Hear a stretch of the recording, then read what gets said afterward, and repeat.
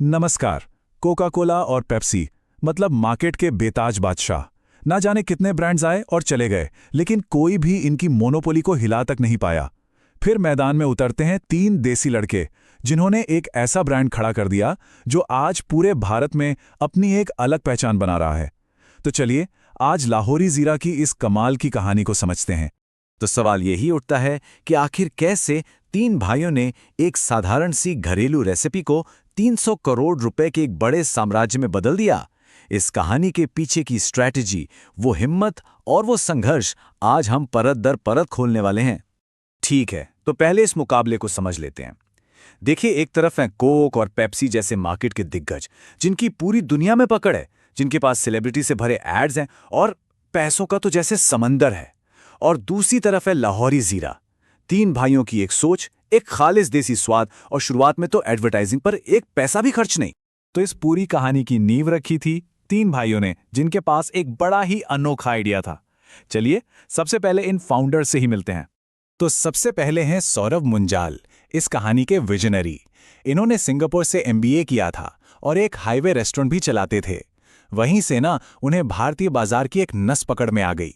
उन्होंने समझा कि भारत के कस्टमर्स को स्वाद तो चाहिए, लेकिन वो चीज खरीदते तभी हैं जब दाम उनकी जेब में फिट बैठे। अब मिलते हैं सनी भोतना से। ये वो शख्स थे जो एसी कमरों में बैठकर प्लानिंग नहीं करते थे, बल्कि सीधे फील्ड में उतरते थे। चाहे किसी दुकानदार से डील करनी हो या कस्टमर को अपनी बात समझानी हो, सनी इन सब में माहिर थे। उनकी सबसे बड़ी ताकत थी लोगों से एक असली कनेक्शन बना लेना। और इस तिकड़ी के तीसरे सदस्य हैं निखिल डोडा। निखिल का बैकग्राउंड तो एग्रीकल्चर का था, लेकिन दिल से वो एक नंबर के फूडी थे। उन्हें खाना बनाने का इतना शौक था कि वो हमेशा किचन में कुछ न कुछ नया ट्राई करते रहते थे। और बस ऐसे ही एक एक्सपेरिमेंट से जन्म हुआ उस देसी ड्रिंक का जिसे आज हम सब जानते हैं। और फिर आया वो एक लम्हा जिसने सब कुछ बदल दिया। जब निखिल ने अपनी बनाई हुई ड्रिंक सौरभ को टेस्ट कराई, तो बस एक घूंट पीते ही सौरभ के मुंह से निकला, वाह भाई, ये चीज तो मार्केट में जानी चाहिए। बस यही वो चिंगारी थी जिसने लाहौरी जीरा के इस पूरे सफर को शुरू किया। आइडिया तो मिल चुका था, लेकिन अब चुनौती थी इसे एक परफेक्ट प्रोडक्ट में बदलने की। चलिए देखते हैं कि आखिर ये ड्रिंक तैयार कैसे हुई। उन्होंने ना तीन चीजों पर पूरा फोकस किया। पहला था नाम, जो एकदम देसी और असली लगे। दूसरा था दाम, जो सिर्फ 10 रुपए हो ताकि हर कोई इसे खरीद सके। और तीसरा था इसका लुक, जो किसी लोकल सोडा जैसा नहीं बल्कि एक प्रीमियम एहसास दे। तो इस ड्रिंक का नाम लाहौरी ही क्यों पड़ा? इसका राज छिपा है इसके एक खास इंग्रेडिएंट में, सेंधा नमक, जिसे लाहौरी नमक के नाम से भी जाना जाता है। बस इसी से इस ड्रिंक को अपना वो अनोखा स्वाद और एक यादगार नाम मिला। प्रोडक्ट तो तैयार था, लेकिन असली खेल तो अब शुरू होना था। सबसे बड़ी चुनौती थी इसे गलियों से उठाकर दुकानों की शेल्फ तक पहुंचाना और फिर लोगों के दिलों तक।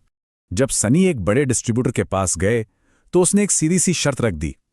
देखो भाई, मैं एडवांस में एक पैसा नहीं दूंगा। माल रख दो, बिक गया तो ठीक, वरना अपना माल वापस ले जाना। ये वो मोड़ था जहां कैश की कमी के कारण ज्यादातर नए बिजनेस दम तोड़ देते हैं। अब उनके सामने दो रास्ते थे।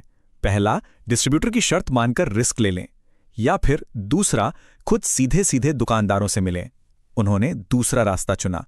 यह रास्ता मुश्किल तो था, लेकिन इसी एक फैसले ने आगे चलकर सब कुछ बदल दिया।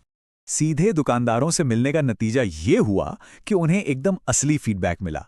किसी ने कहा कि मिठास कम है, तो किसी ने कहा रंग को और बेहतर करो, किसी को फिज कम लगी।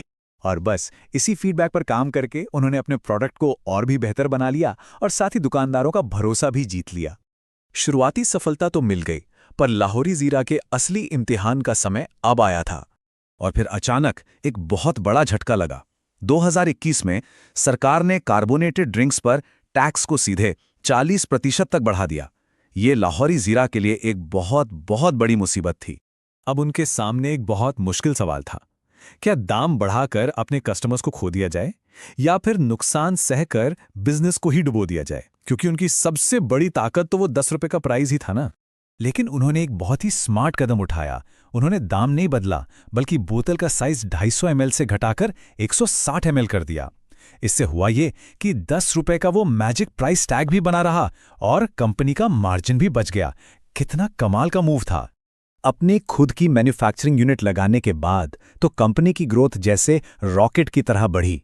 फाइनेंशियल ईयर 2021 में उनका रेवेन्यू, जो पिछले साल सिर्फ 5 करोड़ था, वो बढ़कर सीधा 80 करोड़ रुपए तक पहुंच गया। ये उनकी मेहनत और सही फैसलों का ही नतीजा था। तो लाहौरी जीरा की इस जबरदस्त सफलता के पीछे का आखिर मूल मंत्र क्या है? ये सिर्फ एक ड्रिंक नहीं, बल्कि एक खास बिजनेस फिलॉसफी की कहानी है। सौरभ मुंजाल का ये एक कोट उनकी पूरी सोच को बता देता है। हमें 500 करोड़ रुपए जलाकर लाइमलाइट में नहीं रहना चाहते, हमें तो 50 करोड़ रुपए कमाकर एक सस्टेनेबल बिजनेस बनना है। उनकी सोच एकदम साफ थी। पैसा जलाने से ज्यादा जरूरी है पैसा कमाना। और इस सोच का असर उनके रेवेन्यू में साफ साफ दिखता है। 2021 में 80 करोड़, 2022 में 250 करोड़ और 2024 तक 300 करोड़ का आंकड़ा भी पार कर लिया, वो भी प्रॉफिट के साथ। और कमाल की बात यह है कि ये ग्रोथ बिना किसी बड़ी फंडिंग के हुई। उनकी मार्केटिंग की रणनीति भी सबसे अलग थी। उनका मानना था कि एडवर्टाइजिंग तभी काम करती है जब आपका प्रोडक्ट हर जगह मौजूद हो। इसलिए उन्होंने मार्केटिंग पर एक भी रुपया खर्च करने से पहले पूरे देश में अपनी ड्रिंक को अवेलेबल कराया। पहले उपलब्धता, फिर विज्ञापन। तो अंत में एक सवाल सोचना बनता है, आज जब हर कोई बड़ी बड़ी फंडिंग के पीछे भाग रहा है, तो क्या सबसे ताकतवर इन्वेस्टर वो है जो हमें रोज सुबह आईने में दिखाई देता है? लाहौरी जीरा की कहानी हमें यही सोचने पर मजबूर करती है।